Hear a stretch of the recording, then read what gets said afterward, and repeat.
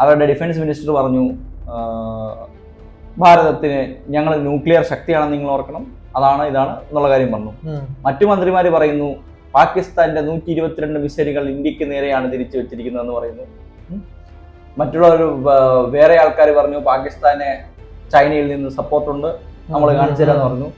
ഇങ്ങനെ യുദ്ധം വരും യുദ്ധം വരും യുദ്ധം വരും എന്ന് അവർ ഇങ്ങനെ പിന്നെയും പറഞ്ഞുകൊണ്ടിരിക്കുന്നത്. എന്നാൽ ഇന്ത്യ ആകട്ടെ, ഇന്ത്യ ഒരു ഔദ്യോഗികമായ സ്റ്റേറ്റ്മെന്റ് ഒരേ ഒരാളിൽ നിന്നാണ് കൊടുത്തത്.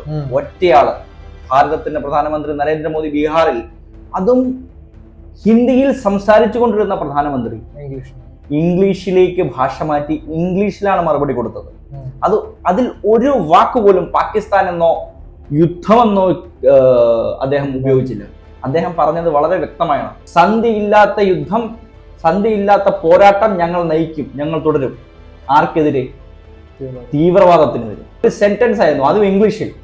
അതിനർത്ഥം അദ്ദേഹം പറഞ്ഞത് ഭാരതത്തിലെ 141 കോടി ജനങ്ങളോട് മാത്രമല്ല, ഭാരതമടങ്ങുന്ന ഈ ഭൂമിയിലെ എല്ലാ രാജ്യങ്ങളും കേൾക്കാനാണ് പറഞ്ഞത്.